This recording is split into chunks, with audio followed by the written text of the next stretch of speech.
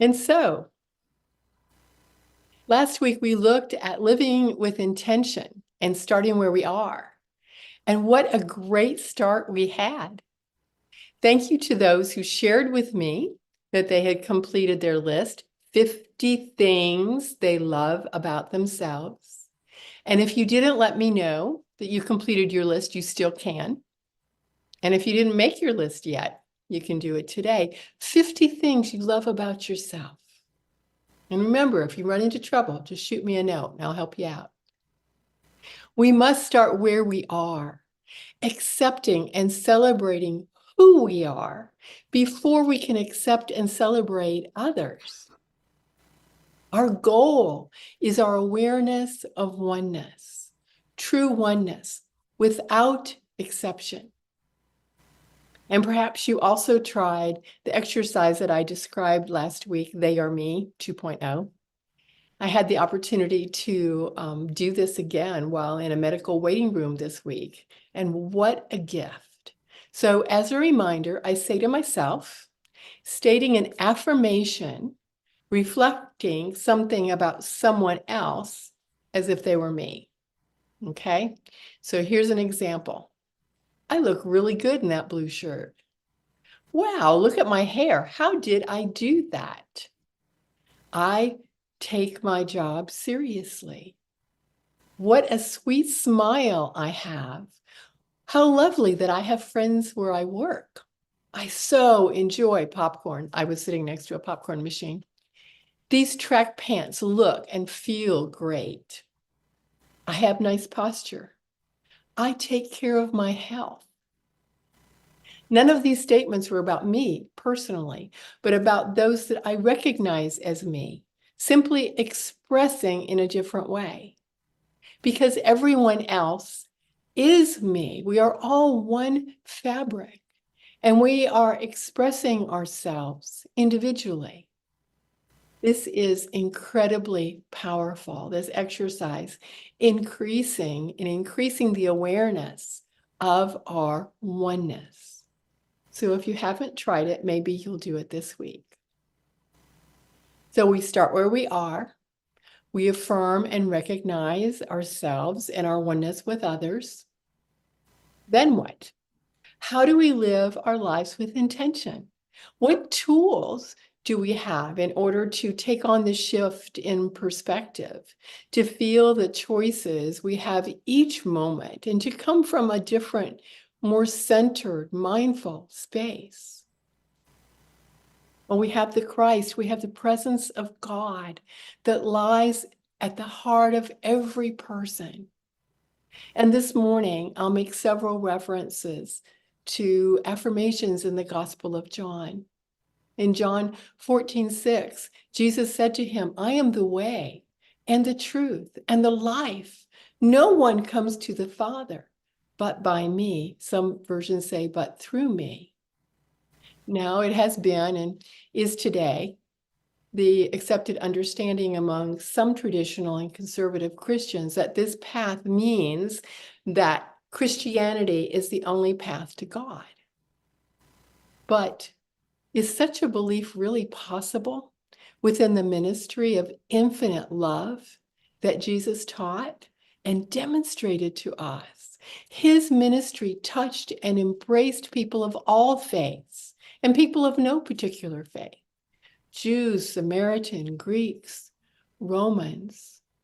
Jesus dissolved every judgmental barrier, eating and socializing with those who were considered outcast or sinners by the religious establishment, sharing his teachings with women who would never have been considered acceptable spiritual students at that time.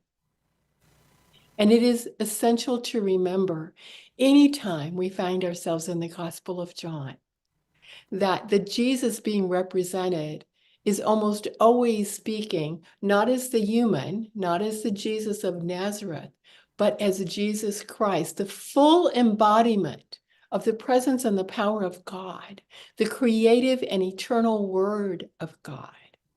He has become that word in expression by completely surrendering to the Christ consciousness, his true spiritual nature your true spiritual nature, the presence of God expressing through him, and that presence of God that we have within us. He calls us to find and to surrender to that same Christ energy within ourselves and to follow his example. His great I am statements in the Gospel of John are descriptors of the Christ, the indwelling presence we find in ourselves when we surrender our resistance and turn within. It is the Christ consciousness, that is the way and the truth and the life. And the only path to God is through believing in and embracing and fully expressing our own unique and eternal spiritual energy, that Christ consciousness, our innate and eternal oneness with all that God is, constitutes a universal spiritual truth. And there are many paths to discovering and embracing that oneness. Jesus offers one clear path, Buddha another, Muhammad another, and so on. What's essential is the universal spiritual truth itself. The path we choose to follow to reach that essential awareness is up to each one of us.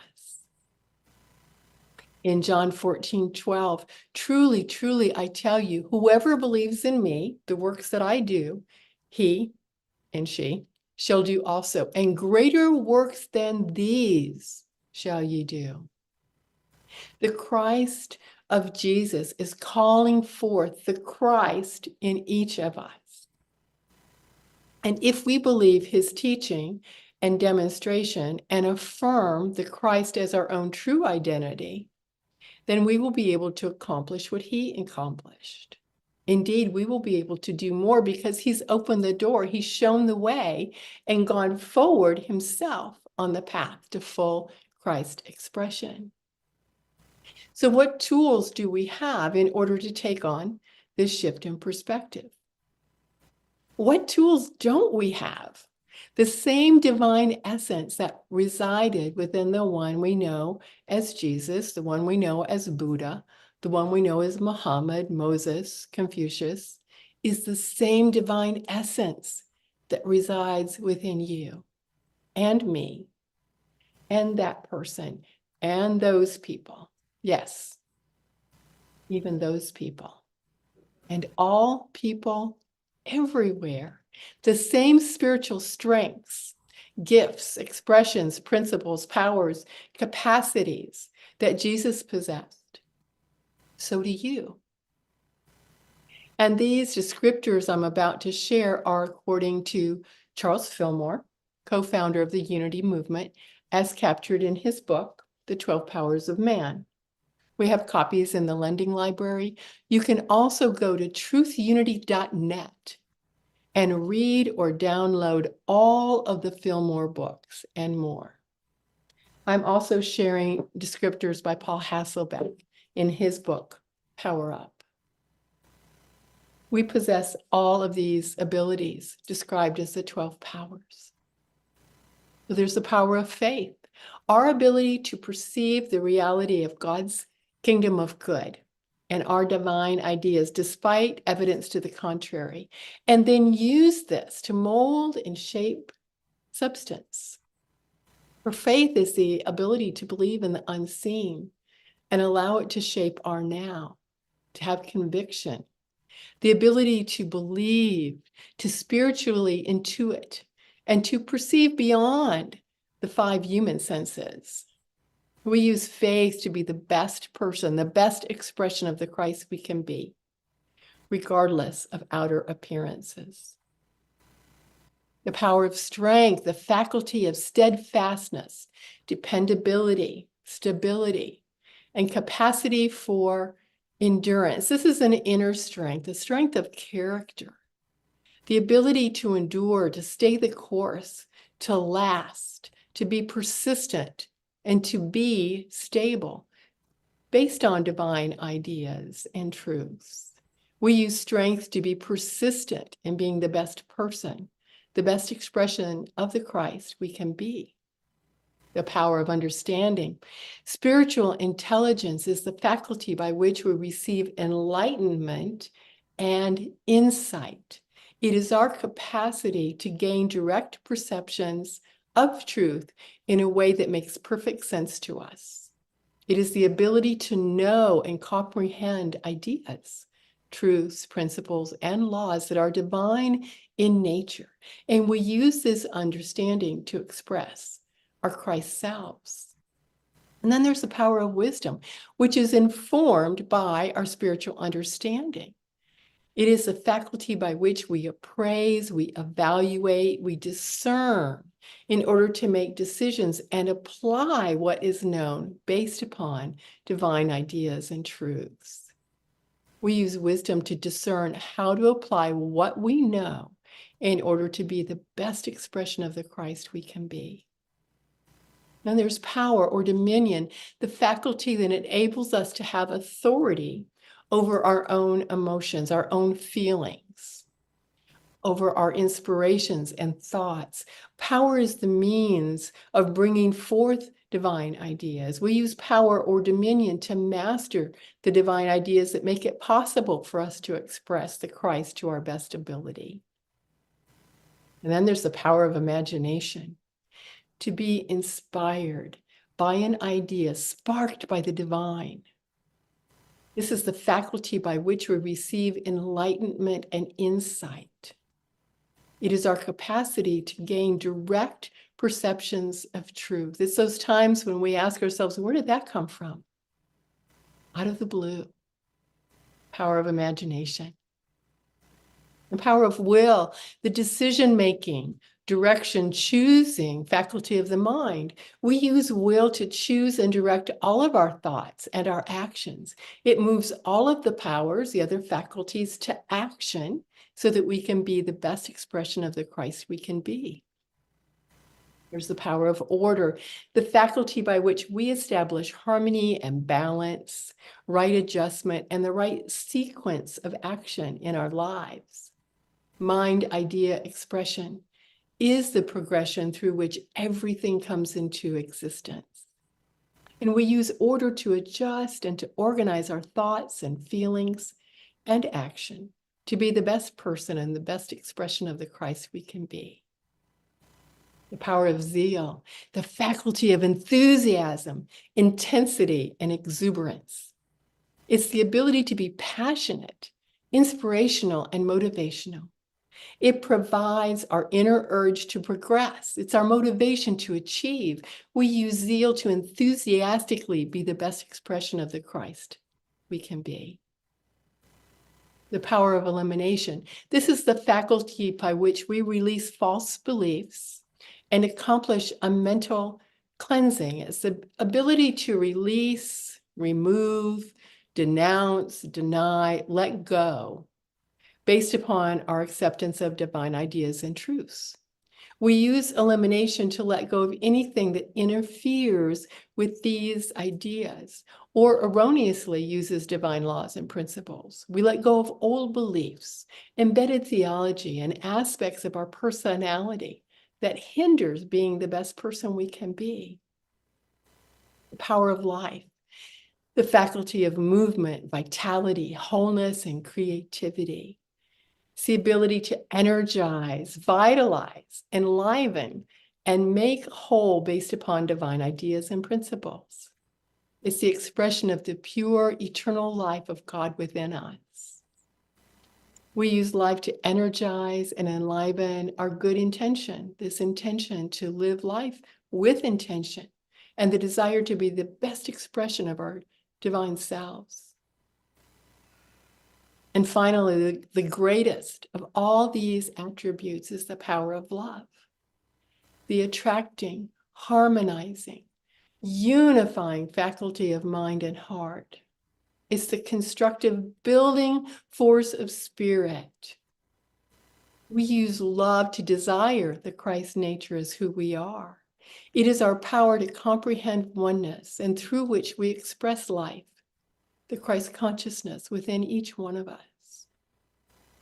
The greatest commandment Love one another. Again, from the Gospel of John, John 13:34. As I have loved you, love one another. Love one another. If that is our intention each day, simple and clear, to live love, to express it, to be it, to be infused with it, to flow with it and from it, and to share love, then we are being true to this commandment. If that is our intention, we are being true to ourselves, ourselves with the capital S, our highest selves. Living with intention is very simple. It's perhaps not easy, but always simple. When love is our intention, our primary goal in all of our interactions, in our reactions and communications, our lives are sweetly simplified. Our ego takes a break and love leads the way. Choices become infinitely clearer. Even and perhaps most importantly is our inner response to the world around us, to remember to love first. How can we take offense when love is our automatic go-to, our first reaction? How can we make a judgment when love comes first in our heart and our mind? How can we disparage another when we're coming from the space of love? For love and hate cannot reside in this same space. Neither can love and fear. So what is your intention? You can choose to suffer as a response to the happenings in our world, the injustice, the duplicity, the unfairness, the wars, the hate, the unreasonableness, those people. Or you can shift your intention and save yourself from unnecessary anxiety and worry and fret and overall harsh judgments about our world and about yourself and others. What do you choose? Which intention feels worthy of you? You are, after all, God's beloved. Once you choose what you need to do to keep yourself on track, you have the spiritual tools you need. What can help you remember to use them? Well, I believe sticky notes can be your friend. It's true. Surround yourself with reminders to love on the dash of your car, on the mirror at home, next to your favorite chair. Place strategically where you will see it when you're at work, when you reach for your wallet or your purse, in the kitchen cupboards. Back when I was in college, we had this silly foldable hand. It's about that big. I don't even know where it came from. And I lived in an apartment there were 5 of us. And we'd take turns hiding it. And then the person that found it would hide it again. So you'd open the refrigerator and there would be this hand with holding onto the milk jug. Or you'd open the cupboard and there'd be this hand holding onto a cup. Or in the bathroom, be wrapped around the toothpaste.